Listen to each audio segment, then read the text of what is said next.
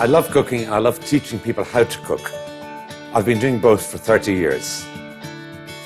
To cook well, it helps if you love and value food, as that's where it all starts. My approach to cooking is simple and not new. Use the best ingredients you can get organised, and follow the recipe. That way, you'll be sure to get really wonderful results.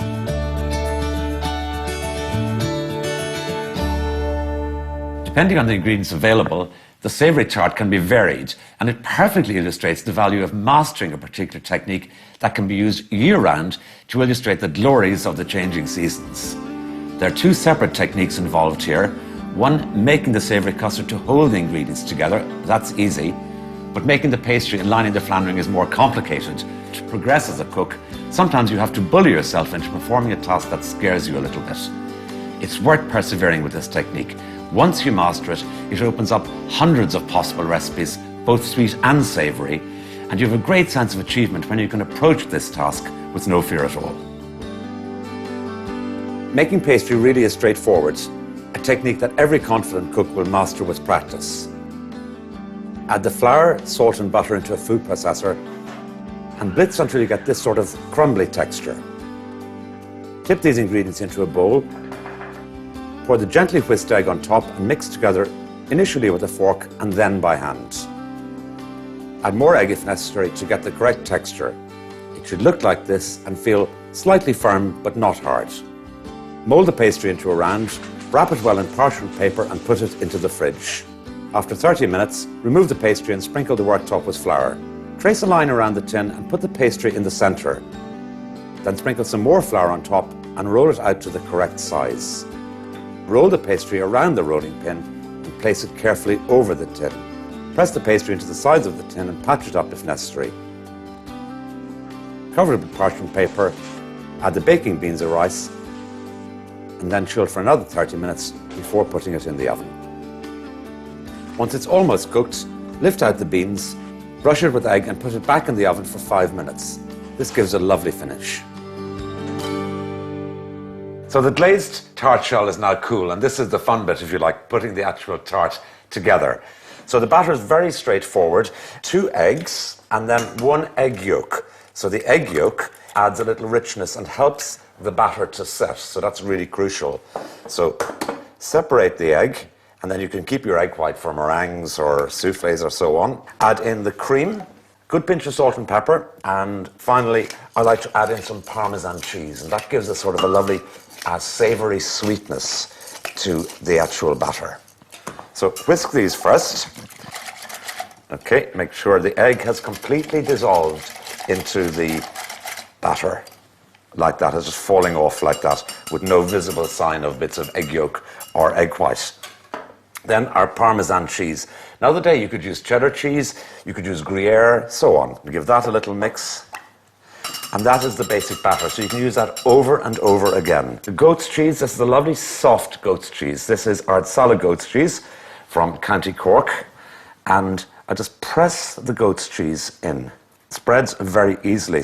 You don't need to add any extra salt at this stage because the goat's cheese will be sufficiently salty.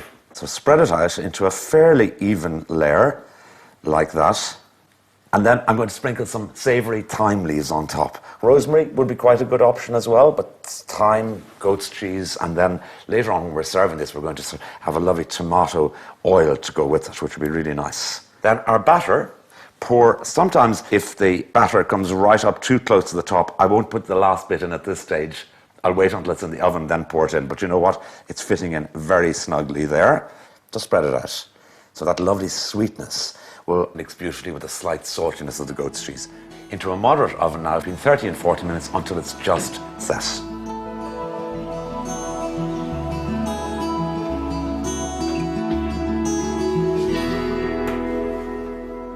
Now that tart needs to cool for about 15 or 20 minutes, which you could do. Eat the tart now straight from the oven while it's red hot. It will be less flavoursome than when it's slightly cooler, still warm, but slightly cooler in 15 minutes or half an hour's time. While it's cooling, I can make the very simple little tomato oil to go with it. So this is quite simply some sun-dried, or what is sometimes called sun-blushed tomatoes. Simply going to whiz these with some olive oil. So about 50 ml of olive oil. So I'll put in slightly less than I think I need. I want it to be liquidy, but not too loose. Just a quick whiz. Don't over-whiz it. You want to have tiny little bits of the texture of the tomato. Put some on a spoon to see how happy I am with that. It's holding its shape on the spoon. I want it a fraction looser. So stir that in. I don't need to get my machine whizzing again. It's just a little bit looser, like that. So let's just see how we're doing for seasoning. That's perfect. Needs no more salt or no more sugar. So these tomatoes, when they were being dried, had a little bit of salt and sugar and pepper added to them as well. Pop that into a nice bowl. This will keep for weeks in the fridge because the olive oil will preserve the tomatoes. But as you can see, it's the most intense, beautiful red colour. Now the tart has cooled a little bit, so it's ready to serve. I'm not going to burn myself. No, I'm not. It's perfect. It's still warm, which is what I really want. And then just loosen it out of the tin like that and drop it onto your plate. I'm going to just cut a little slice out now just to show you the texture. And you see you get the lovely white goat's cheese and the little custard on top. Now when I'm serving this, apart from the tomato oil, I sometimes serve a few little salad leaves with it. I find it just lightens up the whole effect. And then a small amount of the tomato oil, because think how concentrated the flavour of these tomatoes is. A few little drops on top of the tart itself. A few little drops on the actual salad. And that's the dressing for the salad. Tiny little bit more of the oil, not too much, just to add that lovely bit of piquancy. So we've got the tart with the creamy consistency, rich, yes, with the goat's cheese and the custard, but sort of invigorated by the lovely tomato oil and then lightened by the salad leaves. So lunch or supper, I love this tart.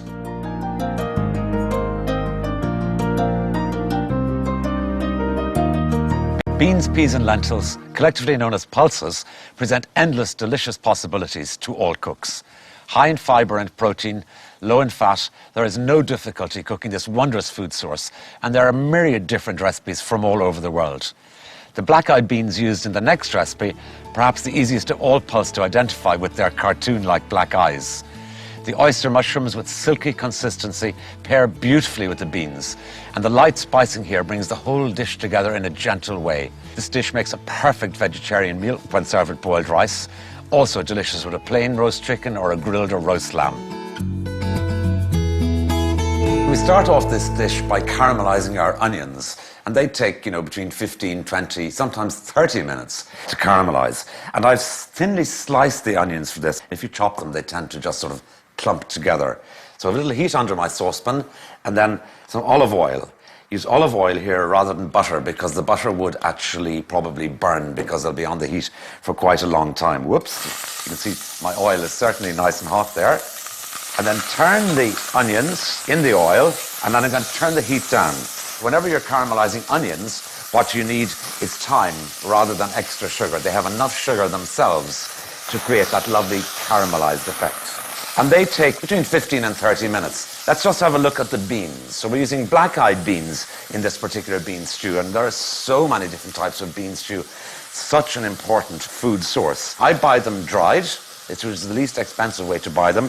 Soak them in cold water overnight in the fridge, and then having strained the dried beans, and you'll notice they'll have plumped up overnight, then you cook them in fresh water and then simmer them without salt until you can break the bean up nice and easily under your fingers like that. Note that the rather disgusting looking bean water I've saved, that is fantastic stuff, full of flavour, and we may use some of this water, we usually do, in the finished dish. It's really, really good food source. And in the bean stew today, I'm using these wonderful Irish-grown, what are called oyster mushrooms. And there are lots of different varieties of these different colours, and they grow in sort of like tiered, like a little hanging garden of mushrooms. They're really sensational. They cook down to a sort of a silky, shall we say, texture. With the beans is a very, very good texture combination. You can slice them into sort of little sticks, or if you want to, these three that I've got left here, I'm just going to leave them slightly bigger so you can see some of the actual beauty of the original shape. To cook these, and again, a little bit of olive oil, and I'm using a wide pan here. You could use a frying pan if you want to. Add in the mushrooms. They can all go in one go. I can turn my heat up a little bit at this stage. Pinch of salt, nice twist of pepper. Mushrooms love black pepper. And then a stir. You don't have to stir them continuously, just every now and then so they don't get a chance to stick. So the mushrooms are cooking away nicely, just starting to collapse, and they get a sort of a sheen, and that's that silkiness I'm talking about. They're just so lovely. Okay, next thing that needs to go in is the garlic. So the garlic is just thinly sliced. So pop that in, and then spread it out so it comes into contact with the surface of the pan. That will take some of the fierceness out of the garlic as well. So the onions are ready. Some of them are quite dark. I don't mind that.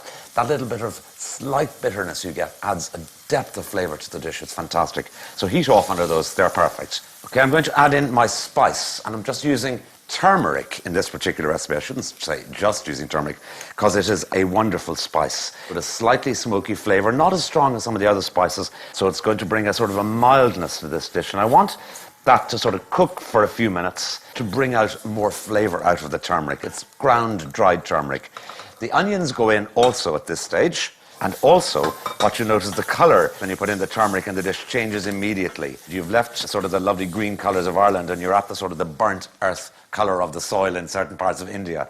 If there's some residual heat in the pan, like mine has because it's been on the heat for a little while, just you can even pull it off the heat. And we're trying to slowly draw the flavour off the turmeric. It could be on the heat, but on a very, very low heat also. While that's happening, I want to get some rice on cooking. It is the perfect accompaniment. And I've got some water on here, and I'm going to add in about a teaspoon of salt. And I have my rice soaking, and I'm using basmati rice.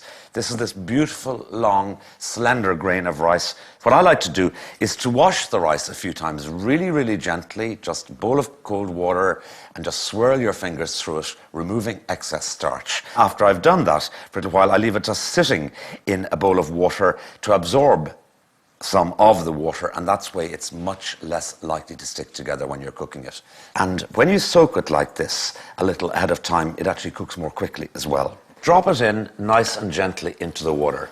Give it a couple of little gentle stirs like that with a spoon, just to release the grains from each other. Lid back on, and we're going to simmer that 5 minutes until it's just sort of tender. This is lovely, beautifully fresh coriander with lovely tender stalks, so I'm actually going to chop up the stalks as well. Just gather it together. It doesn't need to be too finely chopped for this. And that slightly coarse looking coriander is perfect for what I want. So I'm going to draw my mushrooms and caramelised onions and turmeric back onto the heat, and now I can add in the rest of the ingredients, which is going to make it look like it is actually a bean stew. So the cooked beans, about half of our coriander at this stage. The other half of the coriander we'll sprinkle on just before we're going to serve, so it's really fresh tasting. A little cream. Now, if you didn't want this to be creamy, you could use extra bean water here. But the cream, as you can imagine, gives a really luscious flavour. And stir it in. Now you can see there's not a great deal of liquid in there, so I'm going to add in a little more of the bean cooking water because I want it to be more stewy and more soft and sort of unctuous. Now that's starting to look like a stew at this stage, but it needs to thicken up a little bit. But what I need to do as well now at this stage is check my rice. So lid off. Yeah, so the rice is definitely looking cooked. Lovely and tender. So out of the water immediately. Strain that and then pop that into a nice serving bowl. Look how lovely and light and fluffy that rice is. Absolutely perfect. Back to our bean stew. The sauce has thickened up very lightly. I don't want it too thick and too rich, but it's really important I taste it. So let's see how our seasoning is doing. It's good. It needs salt for sure. So a nice sprinkle of salt like that. Good squeeze of lemon juice. Sharpen it up. Stir. And then another little taste. Elusive beans. So much better. The lemon juice and the salt has completely transformed it. I am just going to pop it into my serving dish because my rice is hot. So lovely, not too creamy looking, but still enough juice that it looks like a stew. So like that. Then I like to put the remaining coriander on just as a final piquant sort of flavouring. A few little grates of lemon zest like that. Not too much. But again, just picking up on the combination of mushroom, lemon, bean, turmeric and cream. Great. Okay, so then straight to the table with that. Eat the beans quite hot, eat the rice while it's lovely and hot. Two together, it's a perfect meal.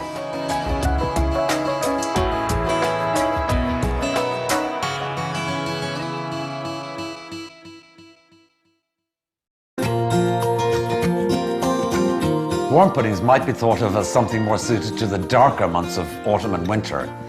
But this buttermilk and lemon pudding is quite light, and the slightly sour taste of the buttermilk adds an interesting depth of flavour. The combination of caramel and pineapple with the puddings is delicious. But of course, the fruit you choose to serve with these, it can be a seasonal decision. Strawberries, diced and lightly sugared, are very good with it. Lightly crushed blueberries, but also a little sugar if you wish. In spring, a compote of rhubarb works very well. And at Christmas time, I add a teaspoon of minced meat into each mould before adding in the mixture. And that is the joy of mastering a certain basic technique. You can experiment with confidence, create your own recipes, rather than slavishly following other people's or mine. I have all my ingredients measured out for these little buttermilk puddings. I also have my oven preheated over here to 180. And then these little puddings, which can be cooked in a large pudding dish, or like I'm going to do in little individual pudding bowls like this. And I've just brushed them out with melted butter.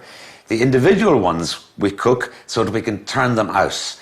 If you're making this in a large dish to bring to the table family style, then you don't need to butter that dish. You just serve it with a spoon straight from the dish onto the plates. I have my flour, which I like to sieve, just in case there's a lump in it. It adds a little bit of air, which is good. Air costs nothing. It makes dishes lighter. It's a really good idea to sieve. A little caster sugar. Then we have some lemon juice and lemon zest, and a good generous tablespoon of lemon zest. You could play around with the citrus fruit here and maybe add a little bit of orange to that, or blood orange when it's seasoned, in the actual zests and the juice. And then my buttermilk. So we, of course, use lots of buttermilk in Ireland in traditional soda bread, but the tradition of using buttermilk sort of more widely is much more of an American tradition, really, than it is in this country. If you think like things like fried chicken, where you marinate the raw chicken in buttermilk scones and crumpets and all those sort of things, and pancakes. So give that a good whisk, like that. And this mixture essentially is a batter, and even when I have the rest of the ingredients in, it will continue to look like a batter. So you might lose the faith, at some stage when you're doing it. Don't. It actually works out brilliantly. So I'm using 3 eggs here. I'm going to separate my eggs. I'm putting the whites here into a spotlessly clean bowl, because these I'm going to whisk up to a sort of a meringue. So the egg yolks bring richness and colour to the pudding, and the egg whites bring lightness. Great, there we go. And into the egg yolks now, I'm going to add in a little bit of butter. Whisk these in here. I don't know why I don't just whisk them straight into the batter, but I just prefer to mix the egg yolks and butter before I do that. Make sure that no trace of egg yolk has fallen into the egg whites. If it has, just get it out using the shell to trace it out. So this just takes a few minutes. The interesting thing about egg whites is this, that egg whites which are really fresh take longer to whisk than egg whites which are a couple of days old.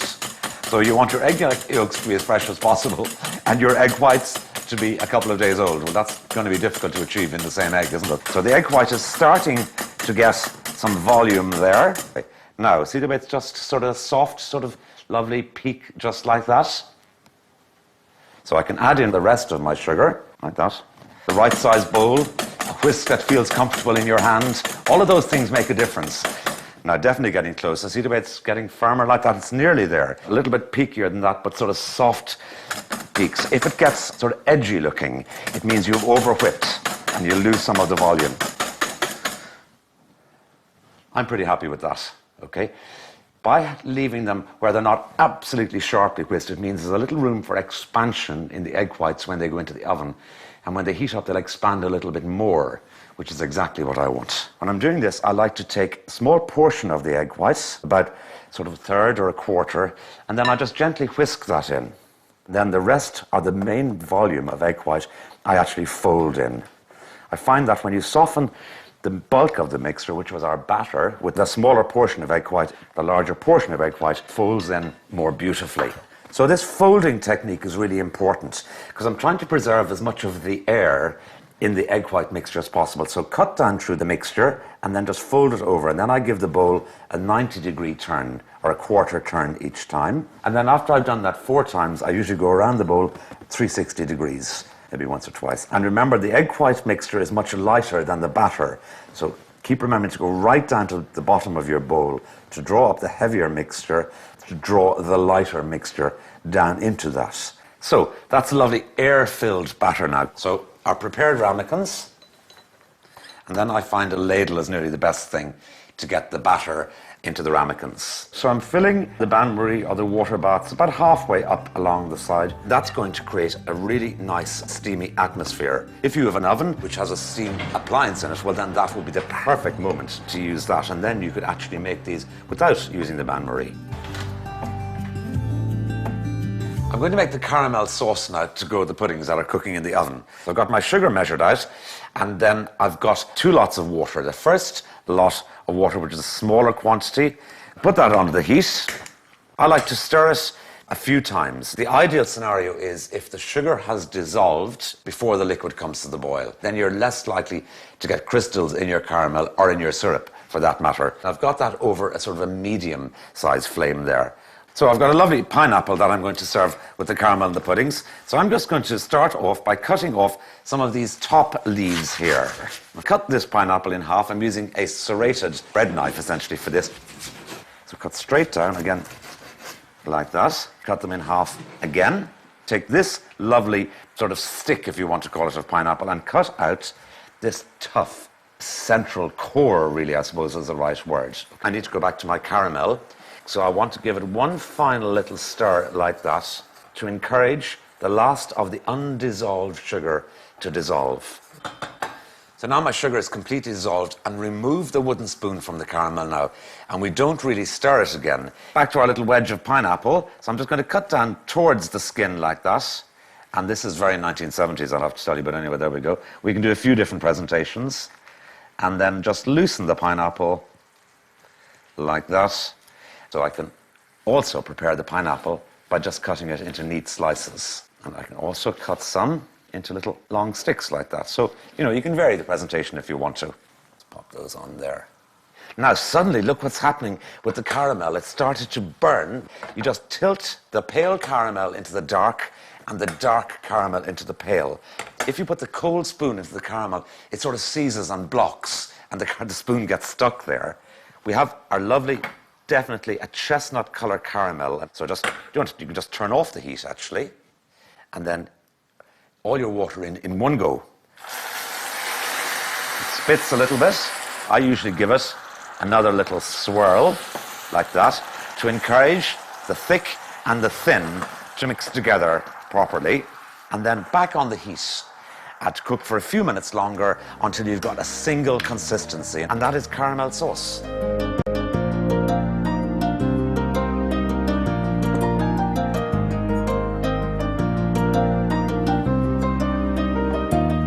So everything is ready to serve the pudding. The little pudding's looking absolutely lovely. Run a knife just around the edge, just a little to loosen it. Invert it onto a little plate. When you turn these out, they're spongy on the bottom and just sort of creamy looking on top.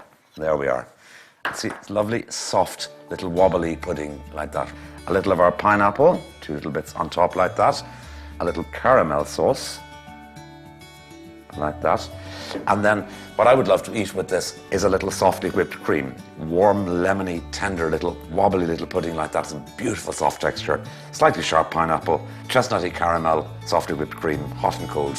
Lovely.